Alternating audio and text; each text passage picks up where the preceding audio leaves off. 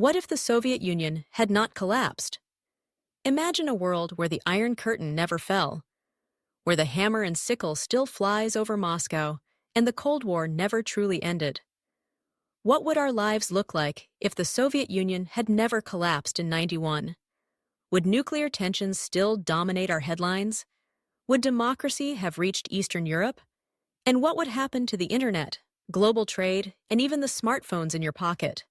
Let's dive into a gripping alternate reality, one where the Soviet Union stood the test of time. What if the Cold War never ended? If the Soviet Union had survived the political and economic crises of the late 1980s, the global balance of power would have looked very different. The so-called end of history, the triumph of liberal democracy and free market capitalism, might never have arrived. Instead of a unipolar world dominated by the United States, we'd still be living in a sharply divided, bipolar one. The 1990s and early 2000s wouldn't be an era of U.S. supremacy, but a tense continuation of Cold War hostilities, only more complex, more volatile, and far more dangerous. Let's start with Eastern Europe, the heart of the Soviet sphere of influence. In our timeline, countries like Poland, Hungary, and the Baltic states broke free from Soviet control in a wave of peaceful revolutions. But if the USSR had remained intact, these uprisings would likely have been brutally crushed. Think less Velvet Revolution and more Tiananmen Square. Soviet tanks would have rolled through the streets of Warsaw and Budapest once again, silencing dissent with iron fists. NATO would never expand eastward, and the European Union, as we know it today, stretching from Lisbon to the Baltics, would stop at Germany's eastern border. And speaking of Germany, reunification might never have happened. The Berlin Wall, instead of falling in 1989, could still cast its shadow across the heart of Europe. West Berlin, a capitalist outpost in the middle of East Germany, would remain a geopolitical powder keg. Families divided, lives restricted. A city that, in this alternate timeline, still symbolizes the bitter struggle between communism and capitalism, not its resolution. The Cold War wasn't just about Europe, though. It played out across the global south, in Latin America, Africa, and the Middle East, through vicious proxy wars. With the USSR still funding Marxist movements and the U.S. backing anti-communist regimes, conflicts like those in Angola, Nicaragua, and Afghanistan would likely rage on. Civil wars would drag out for decades, and nations would be caught in the crossfire of ideologies. Peace deals would be delayed. Humanitarian crises would deepen. Entire generations could be lost to war. Back home, both superpowers would continue pouring trillions into military expansion. The arms race, the race to build bigger, deadlier nuclear weapons, would intensify. Without arms limitation, treaties like START or New START, the world could see stockpiles balloon into the tens of thousands. The fear of mutually assured destruction would never fade from the public psyche. One false alarm, one technical malfunction, and the world could tip into nuclear catastrophe.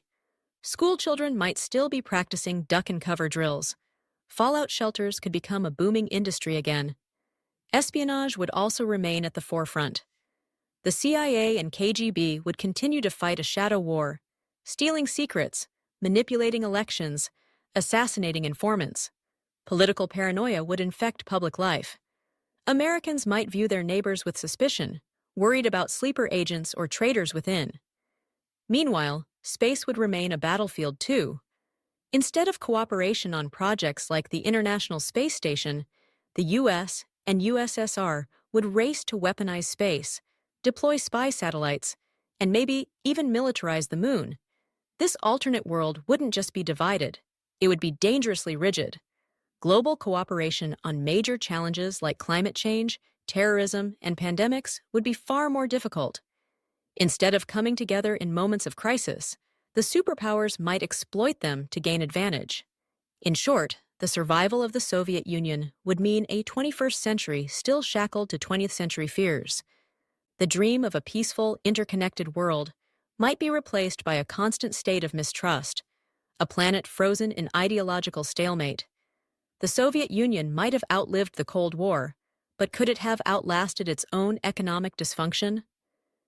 Even if the USSR had managed to maintain its political grip and military strength into the 90s and beyond, it would still be facing a looming internal threat: stagnation. Beneath the towering missiles and parading tanks was a system riddled with inefficiency, scarcity, and unsustainable obligations. The Soviet economy, built on central planning and ideological rigidity, was showing cracks long before 91. Had it survived, serious reform would have been unavoidable. But reform without collapse? That's a different story. Let's start with the economic model itself. The Soviet Union operated a command economy where the state controlled nearly all production, pricing, and distribution. It worked, at first, to industrialize the nation rapidly and beat the Nazis in World War II. But by the 1980s, the flaws were undeniable: low productivity, poor quality goods, bloated bureaucracy, and zero incentive for innovation. Gorbachev tried to fix things with perestroika, economic restructuring, but reforms were too little, too late, and too politically risky. In this alternate timeline, Gorbachev or a successor might push further. Would they look to China's model, keeping authoritarian control but allowing market forces in limited sectors? If so, we could see a USSR embracing something like communist capitalism. Picture Soviet McDonald's franchises coexisting with KGB surveillance. A strange hybrid, but perhaps the only path to survival.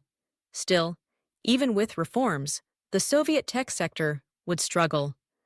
Unlike the United States, where innovation was driven by open markets, private investment, and fierce competition, Soviet R&D was state-driven and often disconnected from consumer needs. They could build rockets and supercomputers for defense, but the idea of a Silicon Valley inside the USSR? Unlikely. No iPhones, no YouTube, no startup culture.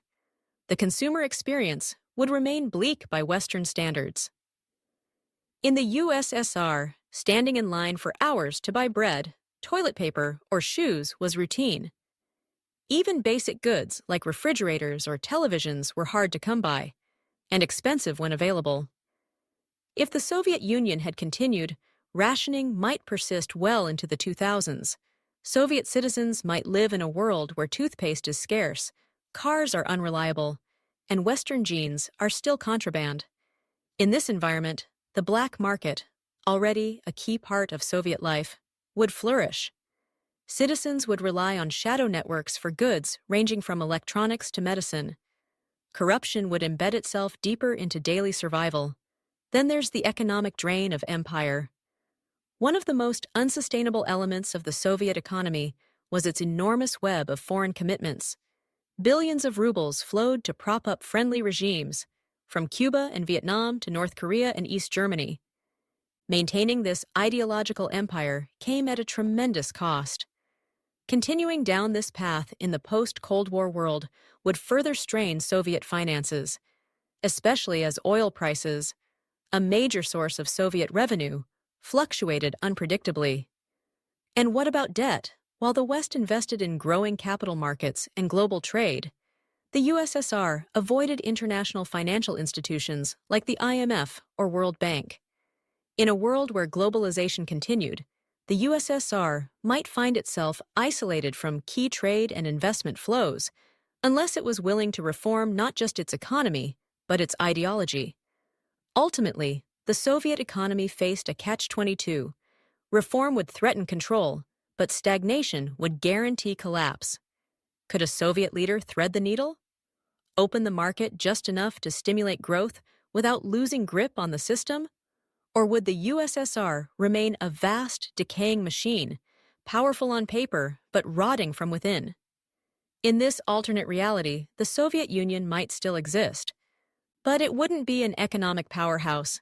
More likely, it would be a struggling giant, militarily intimidating but economically underwhelming, trailing behind the West in technology, trade, and quality of life. A nation too big to fail, but also too broken to truly succeed.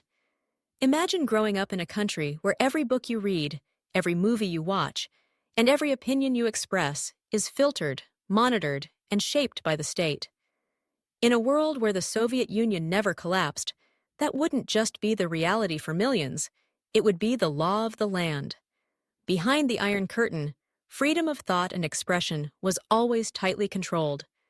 Had the USSR survived into the 21st century, this grip on everyday life would likely have tightened, not loosened.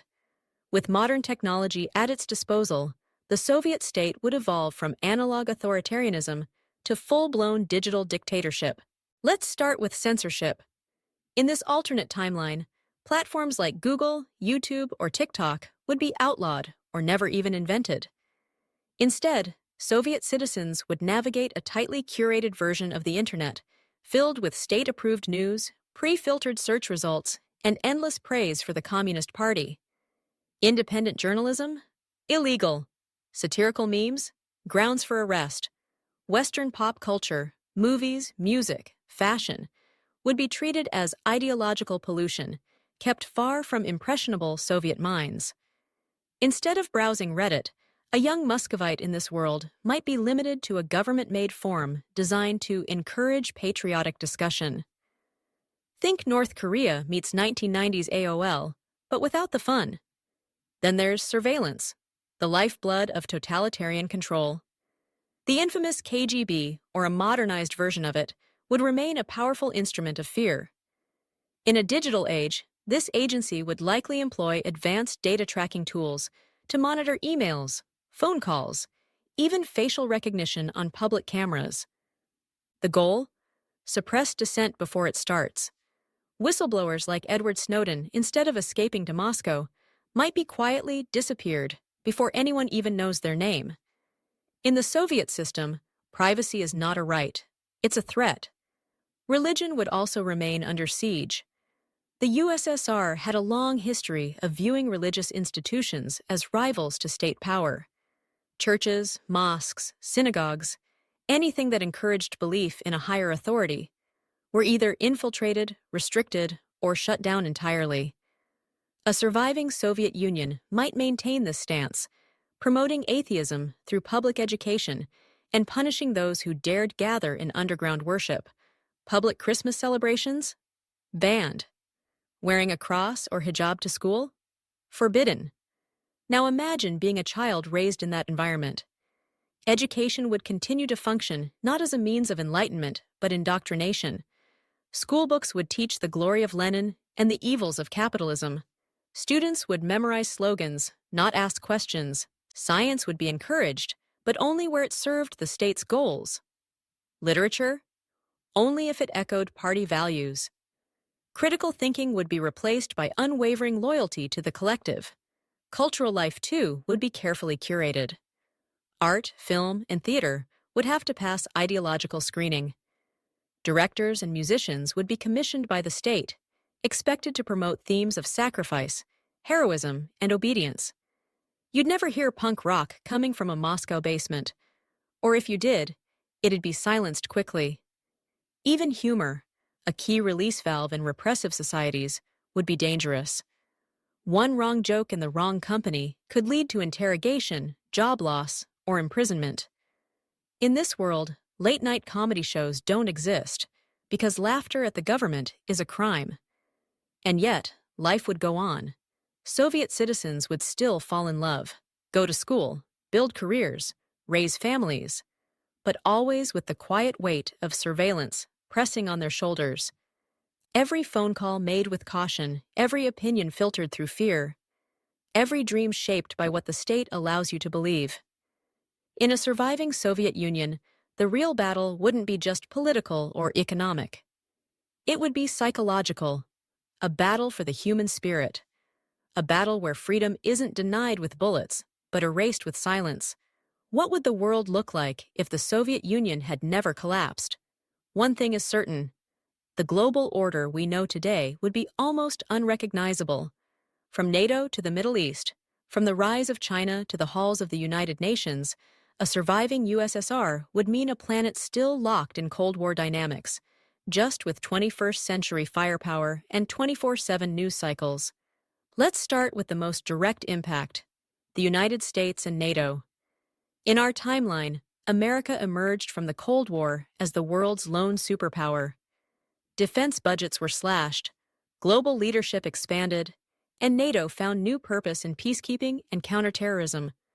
But in a world where the Soviet Union never fell, there would be no peace dividend. Instead, the U.S. would be forced to maintain massive military spending to keep pace with a resurgent USSR. NATO, rather than expanding into Eastern Europe, might struggle just to hold together. Member states would face constant pressure, militarily, politically, and economically, from a Soviet bloc eager to reassert dominance. Europe would be split in half, not just ideologically, but physically. The Iron Curtain would harden into a permanent fault line. Now consider the rise of China. Today, China stands as America's primary rival. But in a world with a strong Soviet Union, Beijing wouldn't rise unopposed. While both the USSR and China were communist in name, they were far from allies. The Sino-Soviet split of the 1960s revealed deep ideological and territorial rifts. If the USSR had endured, it's possible we'd witness a new Cold War, not between East and West, but within the communist world itself. Imagine a three-way struggle for influence between Washington, Moscow, and Beijing. The U.S. trying to contain two nuclear rivals, the USSR vying to keep China from dominating Asia, and China asserting itself as the new global standard-bearer of authoritarian capitalism. In this triangle, diplomacy would become infinitely more complex and infinitely more dangerous. Now turn your eyes to the Middle East, a region that has long served as a stage for great power competition. In our world, the U.S. invaded Iraq in 2003 with little opposition on the global stage. But in a world with a powerful USSR, that story changes.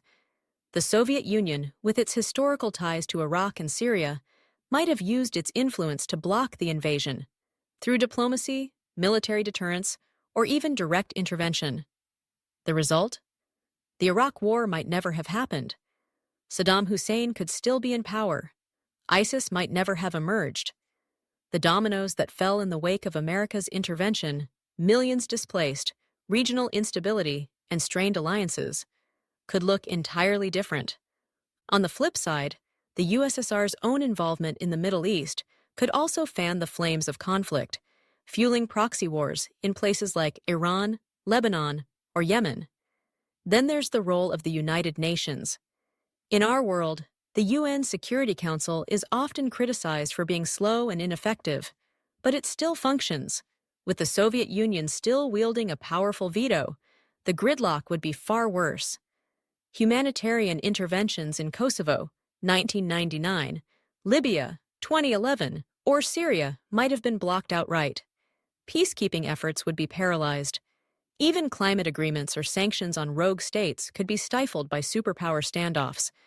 Global diplomacy would become a high-stakes chessboard, where ideology matters just as much as national interest. Smaller nations might once again be forced to pick a side, caught between Soviet-aligned and Western-aligned camps. The dream of a cooperative, rules-based international order? It might have died in '91, buried under the rubble of the Berlin Wall that never fell. In this alternate timeline, the world isn't post-Cold War, it's Cold War 2.0. Only now, it's globalized, digitized, and nuclear-armed. What kind of future would we be living in if the Soviet Union had never collapsed? The rivalry between the US and USSR wasn't just about missiles and ideology. It was a clash of visions for what the future should look like. From outer space to pop culture to the devices in your pocket, a surviving Soviet Union would have reshaped the cultural and technological landscape of the 21st century in strange and startling ways. Let's start with space exploration, the ultimate Cold War frontier. In our timeline, the US and Russia eventually partnered on the International Space Station, turning space into a rare zone of cooperation. But in a world where the Soviet Union remained intact, the space race would likely have reignited. A powerful USSR would see NASA's achievements not as shared triumphs, but as threats to Soviet prestige. We could have witnessed a second space race, not just for the Moon, but for Mars. Imagine the red planet with Soviet flags planted beside American ones. Instead of collaborative missions, Cheeks, Kaitis, space might become militarized, with orbital defense platforms and nationalistic propaganda tied to every launch.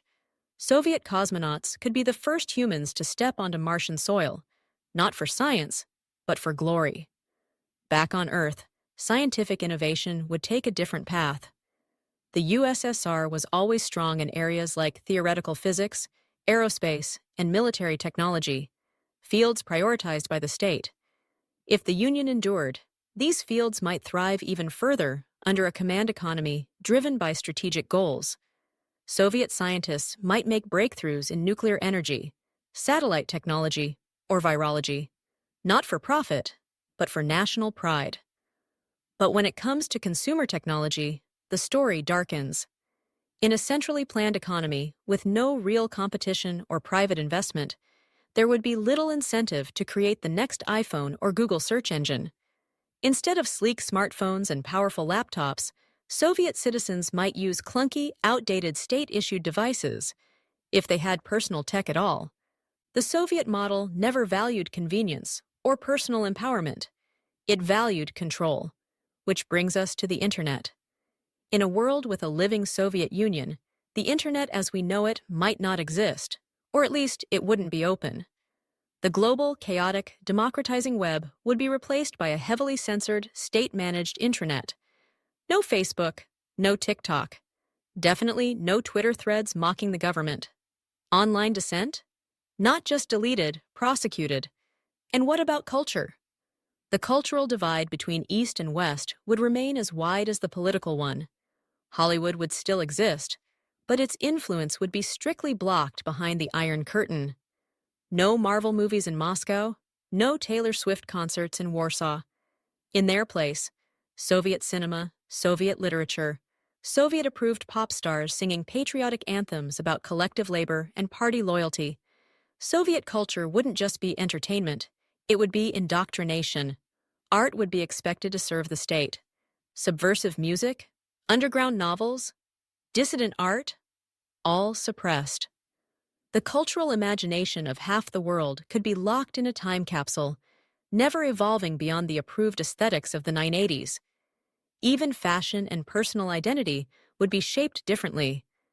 In place of globalized trends, you'd see standardized clothing, limited color palettes, and rejection of Western-style individuality. Expression would be uniform, literally. And yet, in this alternate world, billions would grow up never knowing what they were missing. Their sense of normal would be shaped not by what's possible, but by what's permitted. Their dreams of exploration, expression, and innovation filtered through the cold lens of ideological conformity. This is the future that might have been. A future not of flying cars and digital freedom, but of silent screens, controlled thoughts, and futures written by committee. So what do you think? Would a world with the Soviet Union still standing be safer or scarier? Would it lead to more global stability or more conflict? And how would your own life be different? Let us know your thoughts in the comments below. Would you prefer this alternate reality, or are you glad history took the path it did? If you enjoyed this journey through what could have been, don't forget to share this video, and thank you for watching.